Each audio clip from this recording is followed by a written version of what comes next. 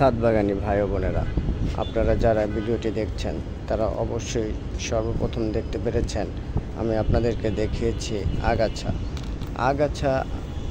আসলে মাটি যেখানে আছে সেখানে আগাছা জন্মাবে, এটাই স্বাভাবিক। আমার এই ব্যাসেল বাগানের এটাকে যে গাছটি দেখছেন এটি হচ্ছে একটি তুলসী গাছ, কিন্তু এই তুলসীটি আমাদের দেশি তুলসী নয়, এটি থাইল্যান্ডের একটি জাত। এটি খেতে মিষ্টি হয়, বেশি একটা ঝাঁঝালো হয় না এবং এর ঔষধি গুণাগুণ অনেক বেশি। বন্ধুরা, এটি আপনি সালাদের সাথে খেতে পারেন, বাসায় বিভিন্ন কারির সাথে সুগন্ধি হিসেবে ব্যবহার করতে পারেন। এই মূল্যবান গাছটি সচরাচর নার্সারিতে পাওয়া যায় না, যে কারণে আপনি এই গাছটি সহজে খুঁজে পাবেন না এবং আপনার এই গাছটিকে খুঁজে পেতে অনেক কষ্ট হবে। তো বন্ধুরা, যদি আপনাদের বাগানে এরকম গাছ থাকে তাহলে অবশ্যই আপনারা আপনাদের গাছের যত্ন নিন এবং গাছের পরিচর্যা করুন। গাছের যত্ন এবং পরিচর্যা খুবই গুরুত্বপূর্ণ।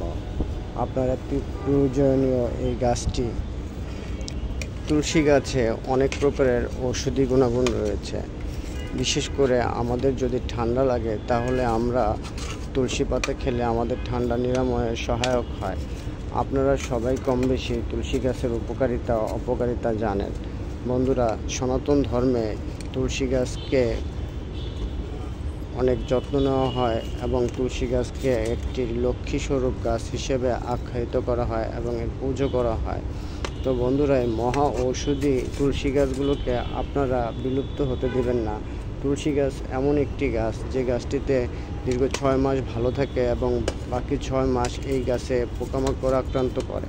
তো আপনার বাড়ির আঙিনা অথবা আপনার ছাদ বাগান কিংবা ব্যালকনিতে যে তুলসী বাগানটি রয়েছে তার যত্ন নিন এবং তুলসী গাছকে বেড়ে উঠতে সহায়তা করুন।